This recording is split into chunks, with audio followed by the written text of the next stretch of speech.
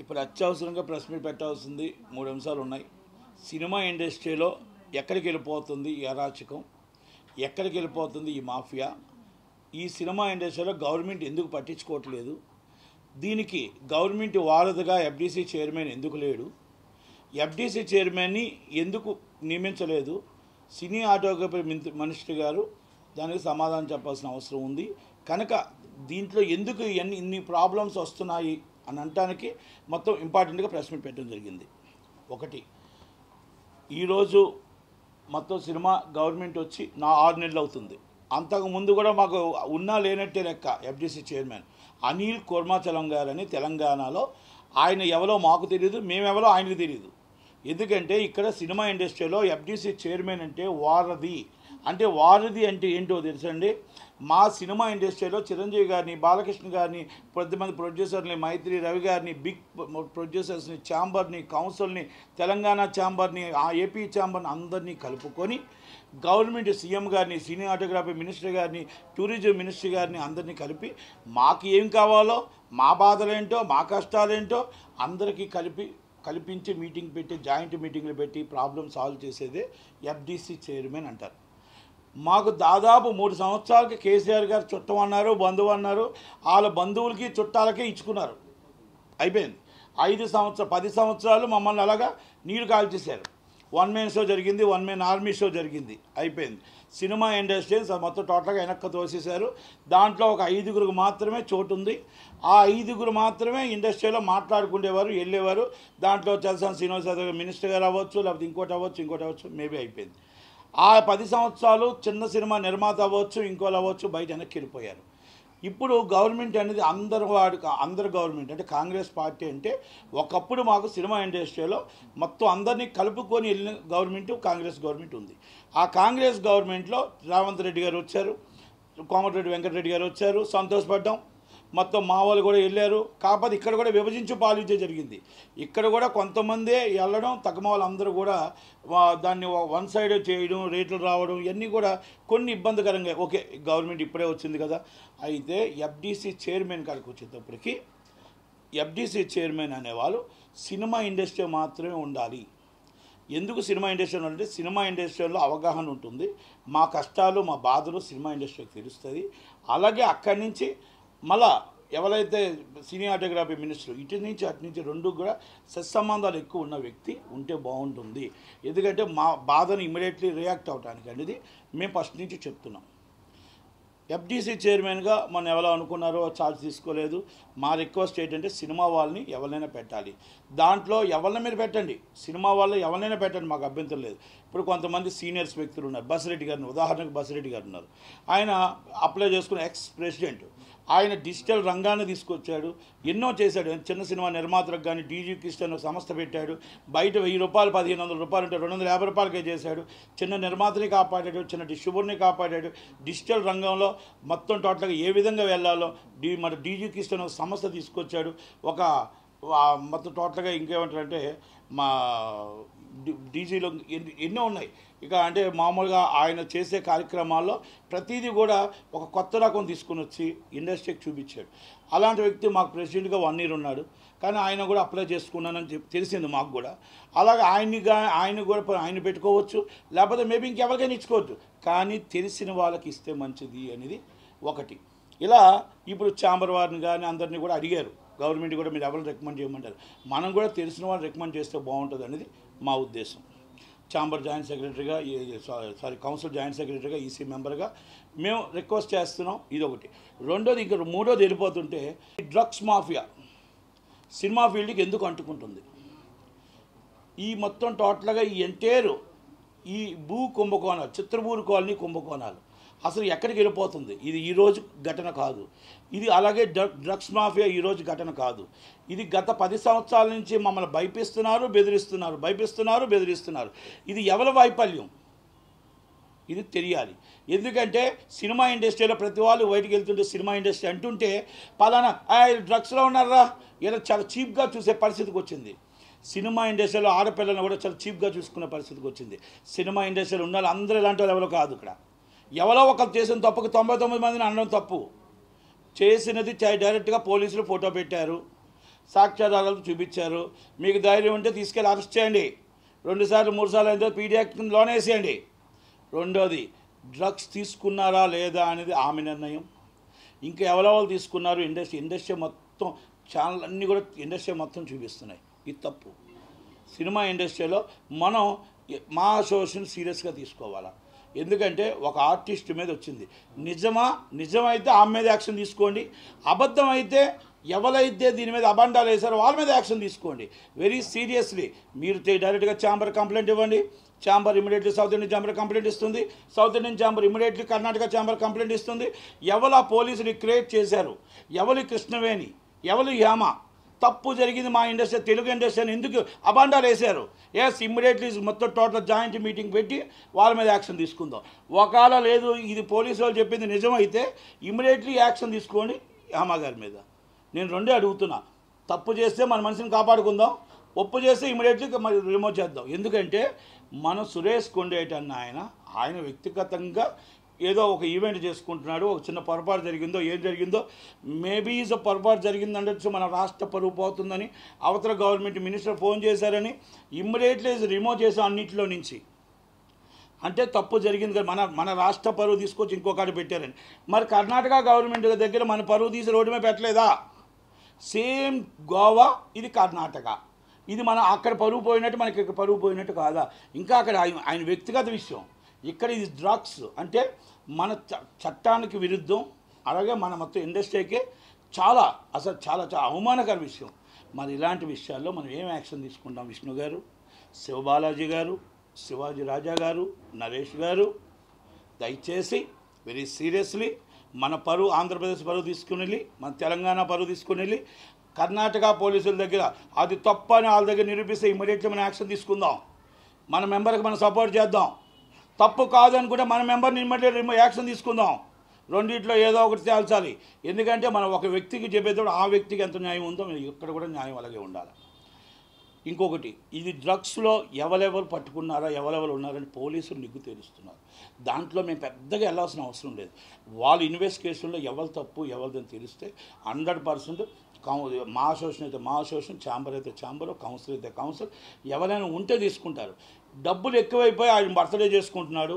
దాంట్లో ఉన్న వాళ్ళందరూ ఇక్కడి నుంచి కొంతమంది వెళ్ళడం జరిగింది. దాంట్లో రేవు పార్టీ అని చెప్పారు, రాత్రి 3 గంటలకు దొరికారు. అది దొరికిన దాంట్లో హంగామా చేస్తున్నారు. ఒకరు చిల్లయ్యని అంటున్నారు, ఒకరు బిర్యానీ వండని అంటున్నారు, ఏదేదో చేశాను అంటున్నారు. ఇవన్నీ మనం పక్కన పెట్టేద్దాం.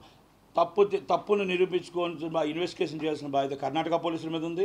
దాన్ని మనం టోటల్గా ఎంక్వైరీ చేసుకొని మన మెంబర్స్ని మనం కాపాడుకోవడమా, మెంబర్స్ వల్ల ఇలా వల్ల సినిమా ఇండస్ట్రీకి అవమానం వస్తుంది కాబట్టి, సినిమా ఇండస్ట్రీకి ఇబ్బంది వస్తుంది కాబట్టి మనం ఏం యాక్షన్ తీసుకోవాలనేది ఆయన సీరియస్లీ యాక్షన్ అయితే తీసుకోవాల్సిన అవసరం ఉంది. ఇది నేను విష్ణు గారికి రిక్వెస్ట్ చేస్తున్నా, ఛాంబర్ ప్రెసిడెంట్ గారికి రిక్వెస్ట్ చేస్తున్నా. అలాగే సినిమా ఇండస్ట్రీని మనం కర్ణాటకలో మన పరువు తీసిన వ్యక్తుల మీద వెరీ సీరియస్ యాక్షన్ తీసుకోవాలా.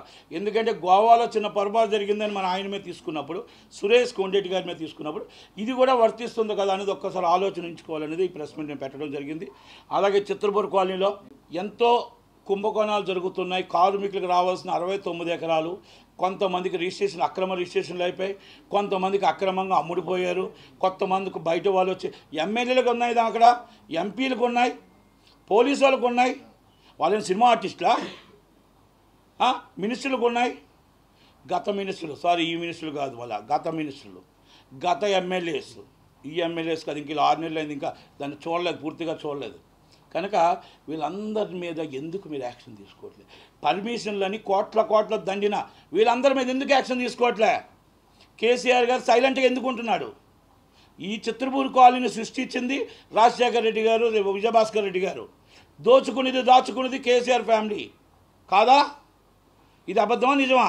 అబద్ధం అయితే 5 నిమిషాల్లో నేను మొత్తం నిరూపిస్తే ఎవరో సార్ డిబేట్కి.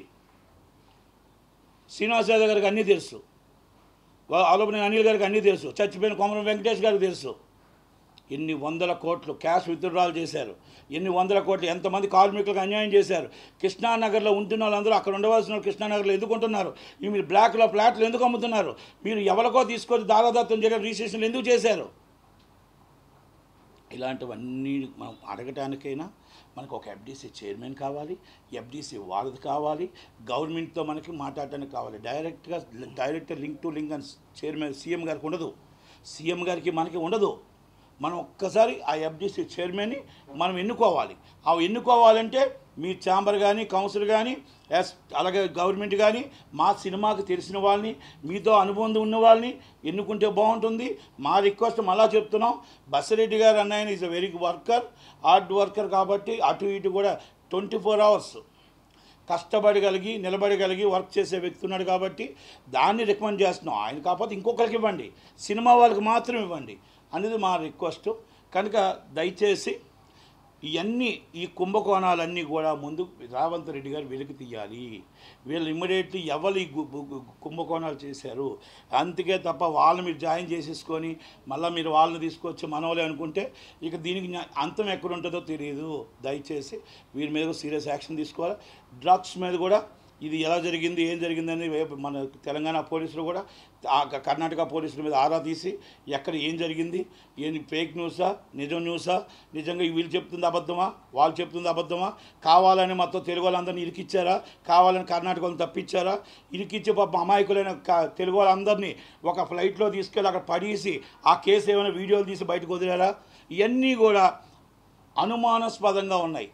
అంటే వాళ్ళు చెప్తున్న బట్టి నేను చెప్తున్నాను, నాకేం తెలియదు. హేమ గారు చెప్తుంది నాకు అన్యాయం, నేను హైదరాబాద్లో ఉంటుండగా నన్ను ఎలాగ సృష్టిస్తారు అని అడుగుతుంది. అంటే మరి ఇవన్నీ కూడా కృష్ణవేణిగా అక్కడ పేరుందంటున్నారు, ఇక్కడ హేమగా పేరుందంటున్నారు. మరి ఇవన్నీ కూడా ఎలాగొచ్చాయి? ఎంక్వైరీ కంపల్సరీ ఎంక్వైరీ చేయాలి, ఎంక్వైరీ వేయాలి, సీరియస్ యాక్షన్ తీసుకోవాలి. అండ్ మా అసోసియేషన్ వెరీ సీరియస్లీ యాక్షన్ తీసుకోవాలి. లేకపోతే రేపు వచ్చే ప్రతి ఆర్టిస్ట్ మీద మనం రేపు చాలా చీప్గా చూస్తారు ప్రతి ఒక్కరు కూడా. ప్రజలే దేవుళ్ళు. మనకు టికెట్ ఇచ్చి మనం చూస్తున్న వాళ్ళందరూ అసహించుకోకుండా మన ఇండస్ట్రీ బాగుండాలి అంటే మనం సీరియస్గా యాక్షన్ తీసుకోవాలనేది నా విన్నపం, నా రిక్వెస్ట్.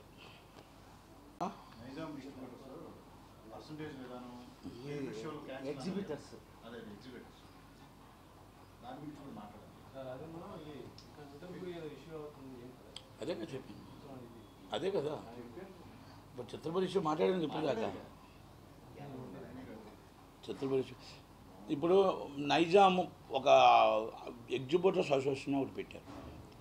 నైజాం ఎగ్జిబిటర్స్ అసోసియేషన్ కూడా వాళ్ళు రికగ్నైజ్డ్ బాడీ కాదు, నాన్ రికగ్నైజ్డ్ బాడీ. అంటే తెలంగాణకి ఛాంబర్ ఉంది, ఛాంబర్లో అందరూ ఉన్నారు. అలాగే ఏపీ ఫిల్మ్ ఛాంబర్ ఉంది, తెలుగు ప్రొడ్యూసర్ కౌన్సిల్ ఉంది. ఇవన్నీ కలిపి ఒక జాయింట్ కమిటీ ఉంటుంది. ఎవరికైనా ఏమైనా ప్రాబ్లమ్స్ ఉంటే మాట్లాడుకుంటాం. ఓకే, అసోసియేషన్ అనేది వాళ్ళు సపరేట్గా పెట్టుకున్నారు. అయితే వాళ్ళు సపరేట్గా పెట్టుకొని ఈరోజు కాదు, అది ఎప్పటి నుంచో పోరాడుతున్నారు. అయితే నేనేమంటున్నానంటే తెలంగాణలో సినిమా డిస్ట్రిబ్యూటర్గా శిరీష్ గారు, దిల్ రాజు గారు ఉన్నారు. అంటే శిరీష్ అంటే ఇద్దరు ఒకటే. అక్కడ సునీల్ గారు ఉన్నారు. 2 ఆఫీసులోనే ఇప్పుడు కొత్తగా 3 ఆఫీస్ పుట్టింది, మైత్రి ఆఫీస్. ఈ 3 ఆఫీసులే సినిమాలు ఇవ్వాలి కంటెంట్. సినిమా వేయాల్సింది ఎవరు? ఎగ్జిబిటర్లు. సగం లీజు వీళ్ళకు ఉన్నాయి, సగం లీజు వాళ్ళకు ఉన్నాయి, కొన్ని లీజు చిన్న వాళ్ళకు ఉన్నాయి. మీది ఎక్కడ ఓనర్లు పుట్టుకొచ్చారు? ఓనర్లు ఎక్కడున్నారు? మొత్తం టోటల్గా థియేటర్లు అన్నింటిలో ఒకటి మల్టీప్లెక్స్లు, ఒకటి వచ్చి 35% మల్టీప్లెక్స్, 30% వచ్చి శిరీష్ గారు, 30% వచ్చి సునీల్ గారు. మేబీ అటు ఇటు పర్సెంట్లు తక్కువ వచ్చు. ఒక 5% 10% ఓనర్స్ ఉన్నారు. ఈ ఓనర్స్ అసోసియేషన్ ఎలా రన్ అవుతుంది, ఎక్కడ ఒప్పుకుంటారు? మేమేమంటున్నామంటే మీరు ఒక విడ్డూరంగా ఉంది. పుష్ప వదిలేస్తారంట, దేవరా వదిలేస్తారంట, ఇప్పుడు రేపు రాబోయే కల్కి వదిలేస్తారంట, ఏదేది మన భారతి 2 వదిలేస్తారంట, అన్నీ వదిలేస్తారు మొత్తం. ఆల్మోస్ట్ రామ్ చరణ్ గారి సినిమా, గేమ్స్, అన్ని సినిమాలు వదిలేసి తగ్గిమాటి పర్సంటేజ్ కావాలంట. అసలు తీసేస్తే ఏముంది అయ్యా సినిమాలు? ఇంకా అయ్యే కదా సినిమాలు ఉండేవి. అంటే మీరు విడ్డూరంగా ఉంది. ఇటు శిరీష్ గారికి మీరు చెడ్డ అవ్వకూడదు, సునీల్ గారికి చెడ్డ అవ్వకూడదు. సార్ మేము అసోసియేషన్ పెట్టాం, మేము ప్రెస్ మీట్ పెట్టాం, ప్రెస్ వాళ్ళకి మేము చెప్పాము, చూసారా ఎంత చక్కగా చెప్పాము అన్నట్టు ఉంది ఇది కదా. మీరు పర్సంటేజ్ అడగాలనుకుంటే అన్ని సినిమాలకి పర్సంటేజ్ అడగండి. ఆ పర్సంటేజ్ సినిమాలు వాళ్ళు ఒప్పుకుంటారా ఒప్పుకోరా, ఎగ్జిబిట్ ఆల్రెడీ మీరు ఎన్నోసార్లు చెప్తున్నారు, ఛాంబర్లో కూడా యాక్సెప్ట్ చేయాలా లేదని ఆలోచిస్తారు తప్ప సగం సినిమాలు తీసి సగం సినిమాలు తీయడం అనేది కరెక్ట్ కాదు. పెద్దవాళ్ళు రెంట్లు అడుగుతున్నారు, మిడిల్ ఫ్యామిలీస్ వచ్చి పర్సంటేజ్ అడుగుతున్నారు, చిన్నవాళ్ళు పర్సంటేజ్ అడుగుతున్నారు. పర్సంటేజ్ కూడా కాదు, మాకు అసలు క్యూబ్ డబ్బులు కూడా ఇవ్వట్లేదు. ఆ పరిస్థితుల్లో ఎగ్జిబిటర్స్ ఉన్నారు. ఇప్పుడు ఇక్కడ దాన్ని మనం పట్టుకొని మీరు ఎవరి కోసం స్వభావం కోసం ఈ మీటింగ్లు పెడుతున్నారు, ఎవరి అండ్ల కోసం మీటింగ్ పెడుతున్నారు, ఎవరి అసోసియేషన్ మీరు ఈ సినిమాలు తీసేసి ఇది మీకు అనిపిస్తుందా? మంచి అనిపిస్తుందా? సినిమాలు అన్నీ తీసి మీరు పర్సంటేజ్ మా పర్సంటేజ్ ఇవ్వండి అని ఆ పర్సంటేజ్ సిస్టమ్ పెడితే ఎందుకు ఒప్పుకుంటారు, ఏం ఒప్పుకుంటారు? అంటే ఆ సినిమాలకు రెంట్లు వేస్తారా? అంటే వాళ్ళకున్న స్పెషల్ ఏంటి, దీంట్లో ఏం లేని స్పెషల్ ఒక్కసారి దానికి చాలా గమనించాలి. అంటే ఇది 16వ తారీఖు థియేటర్ల బంద్ అని పెట్టారు. ఏ థియేటర్ బంద్ ఉన్నాయి ఒక్కసారి చెప్పండి. ఇవాళ 22వ తారీఖు. మీరు కావాలంటే ఆన్లైన్లో కొట్టండి, all tickets is running, theatres is running. అంటే మీరు ఇచ్చింది ఫేక్ న్యూస్. మా నిర్మాతను నాశనం చేస్తారు. మా నిర్మాతను ప్రేక్షకుడు ఏమనుకుంటున్నాడు, సినిమాలు లేవు, సినిమాలు బంద్ అయిపోయి అనుకుంటున్నారు సోషల్ మీడియాలో. తీరామో సినిమాలు ఉన్నాయి అంటే నష్టం పెట్టింది సినిమా నిర్మాతని. మీకు మామూలుగా మీకు ఏంటంటే ఏదో వచ్చి మీరు పెట్టాలనుకొని మీకు ఏంటంటే తెలంగాణలో పదవి లేదని పదవి పెట్టారా? దేనికోసం పెట్టారు మీరు? ఒక్కసారి ఆలోచించండి, మీ అంతరాత్మకు ఆలోచించండి. ఈ సినిమాలు అన్నీ తీసేసి పర్సంటేజ్ సిస్టమ్ మాట్లాడడం కరెక్టా? మొత్తం సినిమాల కోసం మాట్లాడదామంటే మీరు రండి, తెలంగాణ ఛాంబర్ రండి, ఆంధ్ర ఛాంబర్ అందరూ జాయింట్ మీటింగ్లో పెట్టి ఇది మాట్లాడుతూనే ఉన్న 3-4 సంవత్సరాలు బట్టి. ఆ 3-4 సంవత్సరాలు బట్టి శిరీష్ గారు ఒప్పుకోలేదు. శిరీష్ గారు ఒప్పుకుంటే మన సునీల్ గారు ఒప్పుకోరు. సునీల్ గారు ఒప్పుకుంటే అక్కడ అలంకార్ ప్రసాద్ ఒప్పుకోడు. అలంకార్ ప్రసాద్ ఒప్పుకుంటే ప్రొడ్యూసర్లు ఒప్పుకోరు. ఇది రోజుకి జరుగుతుంది. ఈ తంతులో క్యూబుల్ని ఈఓపోల కోసం మనం 10 సంవత్సరాలు బట్టి పోరాడుతున్నాం, 14 సంవత్సరాలు బట్టి. అది కూడా అదే పరిస్థితి జరుగుతుంది. కనుక ఒక ఐకమత్యం అనేది ఉండాలి. మీరు 5% మందిని యూనియన్ పెట్టుకొని 5% మీరు 5% మాత్రమే బయటకు ఉన్నాయి థియేటర్లో. మెజార్టీ పీపుల్ వీలే ఉన్నారు లీజ్కి. కాదని చెప్పమన్నాడు వచ్చి. ఎన్ని థియేటర్లు ఉన్నాయి వీళ్ళందరికీ? కనుక అది కూడా మీరు ఈ విధంగా బయటకు తీసుకొచ్చి మొత్తం ఇండస్ట్రీనే మూసేసినట్టు, ఇండస్ట్రీ ఏదో చేసినట్టు. ఇప్పుడు సోషల్ మీడియా కూడా కొంచెం ఖాళీగా ఉంది, ఎందుకంటే ఎలక్షన్ అయిపోయింది కాబట్టి కొంచెం ఖాళీగా ఉంది. కాబట్టి సోషల్ మీడియాలో మొత్తం టోటల్ సినిమా వాళ్ళంటే కొంచెం హైప్ ఉంది కాబట్టి కొడుతూనే ఉన్నారు. ఓకే, నేను మంచిదైతే మీరు కొట్టండి, తప్పలేదు. కానీ దీంట్లో ఎక్కడైనా న్యాయం ఉందా, ఎక్కడ అన్యాయం ఉందా ఒక్కసారి ఆలోచించండి. ఆలోచించి నిర్ణయం తీసుకోండి. నేను అది కనుక ఇది 100% తెలంగాణ ఛాంబర్ ఖండించింది, ఏపీ ఛాంబర్ ఖండించింది, ప్రొడ్యూసర్ కౌన్సిల్ కూడా ఖండించింది. అందుకనే మీకు ఎన్నిటికి మూల కారణం ఎఫ్డీసీఏ, ఎన్నిటికి వాడిది ఎఫ్డీసీఏ. నేను మళ్ళీ వెనక్కి తీసుకొని ముందు తీసుకొచ్చినా మనకు ఒక ఇంట్లో తండ్రి లేకపోతే ఎలాగో, తల్లి లేకపోతే ఎలాగో మన పరిస్థితి అలాగే ఉంది. ఇప్పుడు ఎఫ్డీసీ లేకపోతే మాకు ఆంధ్రప్రదేశ్కి ఒక ఎఫ్డీసీ నాయకుడు ఉన్నాడు, ఆయనే పొత్సాని కృష్ణమురళి గారు. ఉదయం లెగిస్తే తిట్టడమే ఆయన ధ్యేయం. కాకపోతే మమ్మల్ని తిట్టాడు, ఆయన ఎవరిని తిడతాడు ఆయనకు తెలియదు. కానీ అవార్డులు ఇచ్చేది మాత్రం రోజా గారికి, అంబటి రాంబాబు గారికి ఆలకిస్తాడు. 4 దాకా వాళ్ళకి ఇచ్చాడు. 4 తర్వాత ఈయన పరిస్థితి ఏంటో ఆలోచించుకోవాలి. 2 గన్మ్యాన్లు ఇచ్చారు, ఆ గన్మ్యాన్ లేకపోతే బయటకు రాడు. ఆయన ఎఫ్డీసీ ఈయన ఎవరు పలకరించరు. ఎఫ్డీసీగా ఇటు మా సినిమా ఫీల్డ్కి ఏమీ చేయలేదు, అలాగని ఈయన ఎవరు కూడా రానివ్వరు. అంటే ఇది ఎఫ్డీసీ చైర్మన్ అంటే అటు ఇటు అందరి పరిచయాలతో రిక్వెస్ట్ చేసి మన ఇండస్ట్రీని కాపాడుకోవాలి, మన ఇండస్ట్రీ డెవలప్ అవ్వాలి. ఆ డెవలపింగ్ అవ్వడానికి మన 2 రాష్ట్రాలు అవ్వాలి. రేపు జూన్ 4 తర్వాత ఎఫ్డీసీ చైర్మన్గా సినీ ఇండస్ట్రీకి సంబంధించిన ఏపీలో సినీ ఇండస్ట్రీకి సంబంధించిన వ్యక్తులే వస్తున్నారు. సినీ ఇండస్ట్రీలో మొత్తం టోటల్గా రంగరంగ వైభవంగా స్టూడియోలు కానీ ఇంకోటి కానీ ఏపీలో జరుగుతున్నాయి. సినీ ఇండస్ట్రీకి మళ్ళా ఒక తరం వస్తుంది. కనుక సినిమా ఇండస్ట్రీకి సంబంధించిన వాళ్ళు ఎఫ్డీసీ చైర్మన్ ఉంటారు. ఇది లోకేష్ గారు, చంద్రబాబు నాయుడు గారు, పవన్ కళ్యాణ్ గారు మాట ఇచ్చారు. ఆ మాట ప్రకారం వాళ్ళు నిలబెట్టుకుంటారు. Thank you very much. ఇప్పుడు పిన్నెల్లి రామకృష్ణారెడ్డి గారు అంటే boss of the Jaganmohan Reddy, అంటే బాస్ ఏం చెప్తే అదే చేస్తాడు. ఎందుకంటే బోడా ఉమా గారిని, ఇంతకుముందు బుద్ధ వెంకన్న గారిని చంపడానికి ఎంతమంది ప్రయత్నం చేశారో, అక్కడ ఎంత బీభత్సం జరుగుతుందో, ఇప్పుడు 144 సెక్షన్ జరుగుతుందో, దీని అంతటికీ కారణం అక్కడ బాస్ ఉంది జగన్మోహన్ రెడ్డి గారి శిష్యుడే పిన్నెల్లి రామకృష్ణారెడ్డి గారు. ఆయన మనం ఒక దాంట్లో టీవీలో చూసాం, డైరెక్ట్గా ఈవీఎంలు ఇరగ్గొట్టేస్తుంటే మరి ఎలక్షన్ కమిషనర్కి వెబ్ కెమెరాల ద్వారా, వెబ్ చెకింగ్ల ద్వారా అక్కడ కనబడుతూ ఉంటాయి. 13వ తారీఖు నాడు జరిగిన ఘటనకి ఇప్పుడు దాకా బయటికి రాకుండా అసలు ఆయన మొన్నటిదాకా అక్కడే ఉండి ఆయన హౌస్ అరెస్ట్ చేశారు. పోలీసులు పట్టించుకోలేదు, ఎలక్షన్ కమిషన్ పట్టించుకోలేదు. ఆల్రెడీ అక్కడ ఆర్ఓ ఎవరైతే ఉన్నారో, అక్కడ సెక్యూరిటీ ఆఫీసర్ ఎవరైతే ఉన్నారో, ఎందుకు ఇరిగిపోయింది, ఎందుకు ఆ ఓట్లు బయటపడ్డాయి, ఇవన్నీ మీద వివరణ కూడా తీసుకోకుండా 22వ తారీఖు అంటే ఇవాళ 23 అంటే 22 అంటే నిన్న మార్నింగ్ కానీ election commission CEC central election commission సీరియస్గా తీసుకుంటేనే కానీ అరెస్ట్ వారెంట్ జారీ చేయడం, కేసు అవ్వలేదు. ఆయన ఎన్నోసార్లు చెప్పాడు వచ్చి లైవ్లో, నాకు కేసు కూడా లేదు నా మీద, నేను స్వచ్ఛందంగా హైదరాబాద్లో నేను ఉన్నాను అని చెప్పుకొచ్చాడు. నిన్న ఉదయం నుంచి కనబట్టలేదని పోలీసులు చెప్తున్నారు. ఎంత నిజం అంత అబద్ధం పోలీసులకి తెలుస్తుంది. ఎందుకంటే ఇక్కడ మనం ఒకటే చెప్తున్నాం, సమాజంలో మన ప్రజారాజ్యం ప్రజల ప్రకారం ప్రజలు స్వచ్ఛందంగా ఓటు వేయాలని కోరుకుంటప్పుడు ఈ విధంగా ఈ ఘటనలు అనేది కరెక్టా?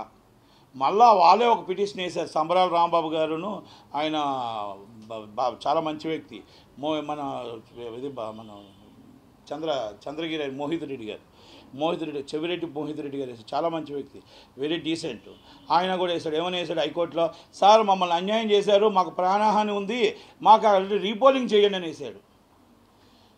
వాటిమి అంచుల్లో మీరు ఉన్నారని తెలుసుండి హైకోర్టుకి వెళ్ళి ఇక్కడికి వెళ్ళి మీరే అరాచకాలు సృష్టిస్తారు, మీరే మీ అభ్యర్థిని చంపడానికి ప్రయత్నం చేస్తారు, మళ్ళీ మీరే కోర్టులో వేసి రీపోలింగ్కి వెళ్ళమంటారు. చెవిరెడ్డి భాస్కర్ రెడ్డి గారు మీకు చెప్పవలసిన వాళ్ళమా మేము చెప్పండి? అలాగా ఇవన్నీ కూడా మొత్తం టోటల్గా పల్నాడు అవ్వచ్చు, పిన్నెల రామకృష్ణారెడ్డి గారు అవ్వచ్చు, ఇది అవ్వచ్చు. ఒకప్పుడు రాజారెడ్డి రాజ్యం చూసాం అని చెప్తూ ఉండేవారు. కడపలో మనం వెళ్ళాలంటే ఓటు వేయాలంటే చాలా కష్టం, కడప కాదు రాయలసీమ జిల్లాలోనే కష్టం అనేవారు. ఆనాటి తర్వాత చంద్రబాబు నాయుడు గారు, రాజశేఖర రెడ్డి గారు ఫ్యాక్స్ నిజమే కనబడలేదు, ప్రశాంత ఓటింగ్ చేసి ప్రజలు స్వచ్ఛందంగా ఓటు వేశారు. మళ్ళా జగన్మోహన్ రెడ్డి గారు అడుగు పెట్టిన తర్వాత వచ్చింది కోడికత్తి కేసో గులకరాయి కేసో, మన బాబాయ్ వివేకానంద రెడ్డి గారో లేకపోతే ఇంకోటో, ఈరోజు ఈ అరాచకాలు ఈ గొడవలు ఇప్పుడు దాకా చల్లారనివనివి ఇప్పుడు వచ్చాయి. మొన్నటికి మన జమ్ముల మడుగు, మొన్నటికి మన చంద్రగిరి, మొన్నటికి మన ఇప్పుడు పల్నాడు, ఇవన్నీ కూడా ఎక్కడ నరసరావుపేట, ఇవన్నీ ఎక్కడికి వెళ్తున్నాయి, ఎక్కడికి వెళ్ళిపోతుంది అంటే ఓడిపోతున్నామని తెలుసుండి మీరు అరాచకం సృష్టించడానికి లండన్ వెళ్ళిపోయి అక్కడి నుంచి కెమెరాలతో చూస్తున్నారు. ఒకరోజు మళ్ళీ ఏమైంది, ఒక 6 నెలల క్రితం ఏమైంది, నైట్ చంద్రబాబు నాయుడు గారిని అరెస్ట్ చేయమన్నారు, సాయంత్రం 11 గంటల ఫ్లైట్ ఎక్కారు, అరెస్ట్ చేశారు. అక్కడ కెమెరాల నుంచి అక్కడ సరదాగా చూసుకుంటూ మళ్ళీ నాకేమీ తెలియదు, అయ్యో అవునా చట్టం తన పని తను చేసుకుపోతుంది అని చెప్పారు జగన్మోహన్ రెడ్డి గారు. జగన్మోహన్ రెడ్డి గారు మీరు చేసిన అరాచకాలు, మీరు ఓటమి అంచుల్లో ఉన్నారని అందరికీ తెలుసు. మీరు చెప్పేటప్పుడు వెనకాతలో ఉన్న వాళ్ళు నవ్వకుండా సీరియస్గా మీకోసం చూస్తుంటేనే అర్థమైపోయింది. 16 సీట్లు మనకు వస్తాయి, 155 సీట్లు ప్రతిపక్షాలకు వస్తాయని అర్థమైపోయింది. 110 సీట్లతో గవర్నమెంట్ ఫామ్ చేస్తున్నారు. 100% మీ అన్ని పెట్టుబడి సర్దిశారు కనుక అందుకే ఈ అరాచకాలు చేస్తున్నారు. రేపు 4వ తారీఖు కూడా ఎలక్షన్ కమిషన్ కానీ పోలీసులు కానీ ఇంటెలిజెన్స్ ఇచ్చిన రిపోర్ట్ ప్రకారం ఇమ్మీడియట్లీ అందరి మీద కూడా ఎలక్షన్ కట్టుదిట్టంగా పోలింగ్ బూతుల దగ్గర ఉండాలి, ప్రతి కార్యకర్త దగ్గర ఉండాలి, ప్రతి కార్యకర్త కూడా నిద్రాహారాలు లేకుండా ఈ 10 రోజులు కాపలా కాయాలి. ఏ రాత్రి ఏమైనా జరగవచ్చు, జగన్మోహన్ రెడ్డి గారు ఎలాగైనా చేయొచ్చు, ఏ అరాచకాలైనా జరగవచ్చు. కనుక ఆ అరాచకాలు జరగకుండా మనల్ని మనమే కాపాడుకోవాలి, మన రాష్ట్రాన్ని మనం నిలబెట్టుకోవాలి. ప్రపంచం నుంచి ఎలాగైతే ఓటు వేయడానికి వచ్చారో, మొత్తం పక్క రాష్ట్రాల నుంచి ఎలాగొచ్చారో ప్రతి కార్యకర్త కూడా ప్రతి ఓటరు కూడా మన కాపలా మనమే కాసుకోవాలి. ఏదైనా ఉంటే ఇమీడియట్లీ పోలీసులకు ఇన్ఫర్మేషన్ ఇవ్వాలి, ఎలక్షన్ కమిషన్కి ఇన్ఫర్మేషన్ ఇవ్వాలి. అలాగే ఇంటెలిజెన్స్ రిపోర్ట్ ప్రకారం అలర్ట్ అయ్యి ప్రతి ఒక్కరు కూడా పోలీసు ఫుల్ బందోబస్తు, కేంద్ర బలగాలతో మేము ప్రహరా కాయమని ఫస్టే చెప్పాం. ఇది 3 నెలల ముందు చెప్పాం. సిఎస్ గారు కరెక్ట్గా చేయట్లేదు, గవర్నమెంట్కి వ్యవహరిస్తున్న జగన్మోహన్ రెడ్డి గారు ఆయన చెప్పిందే చేస్తున్నాడు. ఇది 100% ప్రతిపక్షానికి అణచవేయడానికి ఆయన ప్రయత్నం చేస్తున్నాడు. అయినా కూడా ఎలక్షన్ కమిషన్ ఆయన సిఎస్ గారిని పట్టించుకోవట్లేదు. జవహర్ రెడ్డి గారిని 100% గవర్నమెంట్ జగన్మోహన్ రెడ్డి గారు సపోర్ట్గా చేస్తుంది. ఇవన్నీ కూడా ఆయనకు తెలిసే జరుగుతున్నాయి. పిన్నెల రామకృష్ణారెడ్డి గారిది కూడా తెలుసు, ప్రతి విషయము తెలుసు. చంద్రగిరిలో ఒక మనిషి అభ్యర్థి మీద హత్యా ప్రయత్నం తెలుసు. ప్రతి విషయాలు తెలిసే జరుగుతున్నాయి. రాష్ట్రానికి చీఫ్ మినిస్టర్ తర్వాత చీఫ్ సెక్రటరీయే. చీఫ్ మినిస్టర్ మనకు ఎలక్షన్ కమిషన్ అయినప్పుడు చీఫ్ సెక్రటరీ బాధ్యత ఉంటుంది. ఆ బాధ్యత వహించాల్సిన అవసరం లేదా? కనుక ఇలాంటివన్నీ జరిగాయి కాబట్టి కింద తరం పోలీసులందరూ కూడా గవర్నమెంట్కి తొత్తులుగా వ్యవహరిస్తున్నారు. వాళ్ళ మీద యాక్షన్ తీసుకోవాలి. సీరియస్గా పిన్నెల రామకృష్ణారెడ్డి గారిని అరెస్ట్ చేయాలంటే మీరు గంట పని. ఎంతమంది ఎమ్మెల్యే మీరు అరెస్ట్ చేసేటప్పుడు ఎందుకు అరెస్ట్ చేయలేకపోతున్నారు? మీ దగ్గర ఆధునిక పరిజ్ఞానాలు ఉన్నాయి. దొంగని మీరు ఎలా పట్టుకుంటారు? అలాగే మీరు అందరిని ఎలా పట్టుకుంటున్నారు? చెప్తున్నారు ఒకరు, ఆయన బందిపోటు కాదు ఎవరో కాదని. ప్రజాప్రతినిధి అయినప్పుడు ప్రజలతో ఉండాలి, ప్రజల మధ్యన ఉండాలి. ఎస్, నేను తప్పు చేస్తే నన్ను అరెస్ట్ చేయండి అని ఉండాలి తప్ప ప్రజలకు దూరంగా ఉండకూడదు. శ్రీనివాసరావు గారు ఎవరో ఇచ్చారు స్టేట్మెంటు, కాసు మహేశ్వర రెడ్డి గారు ఇచ్చారు. ప్రజల మనిషి ప్రజాప్రతినిధి అంటే ప్రజల మనిషి ప్రజల్లో ఉండాలి, దాగుని ఉండకూడదు. దగ్గరికి వచ్చి ఈరోజు సిలిండర్ అవమానండి మనం ఏంటంటే మనం 10 మందికి చెప్పాల్సింది పోయి మనం చేసింది తప్పా కాదా అనేది ఇది జనాలు డిసైడ్ చేస్తారు జూన్ 4న. కానీ ఇలాంటి వాళ్ళ మీద సీరియస్ యాక్షన్ తీసుకోకపోతే రేపు ఫర్దర్ కూడా ఎలక్షన్ అనేది ఉండదు. కనుక ఎలక్షన్ మీద విలువలు ఉండాలి, వాల్యూస్ ఉండాలి, మనకు అనేది ఒక సీరియస్ యాక్షన్ అనేది ఉండాలనేది మా మనవి. Thank you very much. సినిమాకి నెగిటివ్ టాక్ రావడానికి కూడా కారణం అంటున్నారు. కానీ ఎగ్జిబిటర్లకి దీనివల్ల ఉపయోగం లేదంటున్నారు. ఇది ఒక మోసం కూడా అని అంటున్నారు. ఎగ్జాక్ట్గా ఏం జరుగుతుంది? నేనేమంటున్నానంటే బెనిఫిట్స్ అనేది మామూలుగా 200 రూపాయల 150 రూపాయల టికెట్ అనేది బెనిఫిట్స్.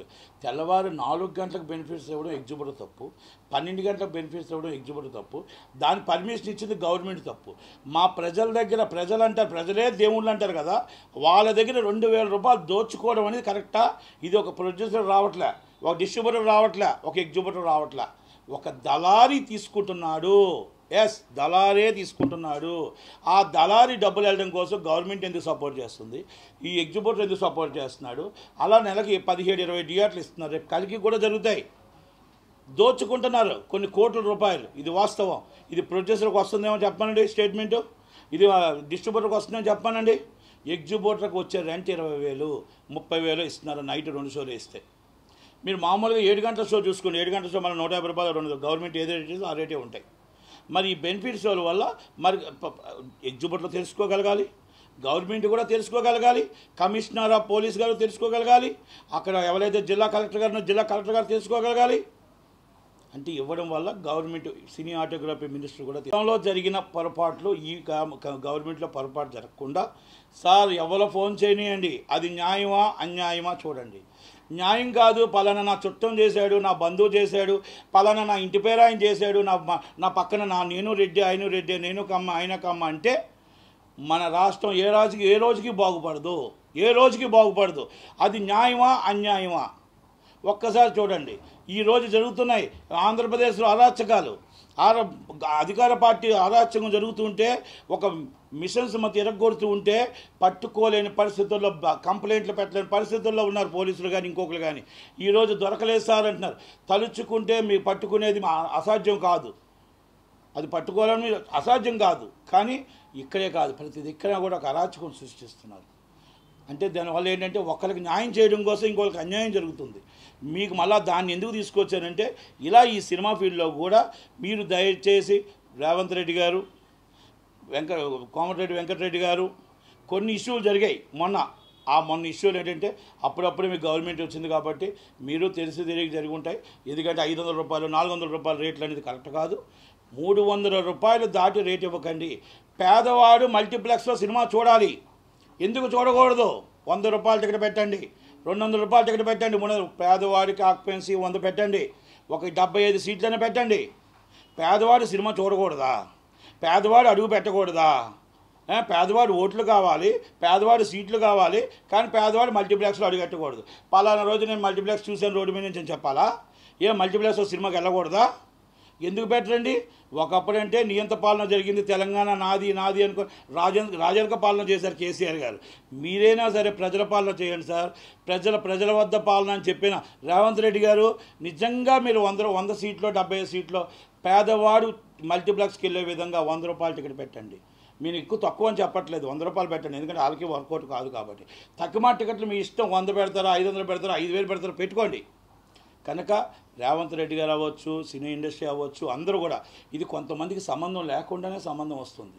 కనుక ఇవన్నీ కూడా ఆలోచించి నిర్ణయం తీసుకోవాలి. అలాగ ఆలోచించి నిర్ణయం తీసుకోకపోతే చాలా కరెక్ట్ కాదు. జగన్మోహన్ రెడ్డి గారు చేసిన పాలనలాగా 5 రూపాయల టికెట్ పెట్టమని అడగట్లా. జగన్మోహన్ రెడ్డి గారు చేసిన పాలన 35 రూపాయల టికెట్ పెట్టమని అడగట్లా. జగన్మోహన్ రెడ్డి గారు చేసిన పాలనలో రోడ్డు మీద 1/2 కిలోమీటర్ తీసుకొచ్చి నడిపించి వాళ్ళ దండం పెడుతుంటే బయటకు కూడా వీడియోలు బయటకు రిలీజ్ చేసి వాళ్ళని అవమానించారని అడగట్లా. జగన్మోహన్ రెడ్డి గారు చేసిన అరాచకాలని మేము తెలంగాణలో అడగట్లా. ఎందుకంటే మీరు 100% కరెక్ట్గా సినిమా ఇండస్ట్రీ అంటే మాకు అర్థం చేసుకుంటారు కాబట్టి, మాకు హక్కు ఉంది కాబట్టి మిమ్మల్ని అడుగుతున్నాం. జగన్మోహన్ రెడ్డి గారిని మేము అడగలే. అడిగితే వచ్చే పోసాని కృష్ణమూర్తి గారు ఒక చైర్మన్. ఆయన ఉదయం లేగిస్తే పవన్ కళ్యాణ్ గారు తిడతాడు, ఉదయం లేగిస్తే చంద్రబాబు తిడతాడు, లోకేష్ గారిని తిడతాడు. మా సినిమా ఇండస్ట్రీకి ఏం చేసావంటే, నేనేమీ చేయలేదు, నేను సినిమా ఇండస్ట్రీ చేయడానికి రాలేదు, తిట్టడానికే నాకు ఈ పోస్ట్ ఇచ్చారని చెప్పాడు. కనుక జగన్మోహన్ రెడ్డి గారి పాలన ఇక్కడ వద్దు సార్. జగన్మోహన్ రెడ్డి గారి పాలన, కేసీఆర్ గారి దాంట్లో చూసాం, ఒక అరాచక పాలన చూసాం, ఒక హిట్లర్ పాలన చూసాం, జనాల్ని దగ్గరికి రానివ్వన పాలన చూసాం. అందుకే కేసీఆర్ గారిని సాగనంపారు ఇంటికి. జగన్మోహన్ రెడ్డి గారిని జూన్ 4వ తారీఖు నాడు ఉదయం 11 గంటలకి ఆంధ్రప్రదేశ్ నుంచి సాగనంపుతారు. Bye bye Jagan. ఆయన లోటస్ పాయింట్కి వస్తాడు. లోటస్ పాయింట్కి వచ్చిన వెంటనే అక్కడ మంచి పాలన, మంచి గవర్నమెంట్ వస్తుంది, ప్రజలకు మంచి జరుగుతుందని మాత్రం చెప్పగలుగుతాం. Thank you very much. ఇక మోహన్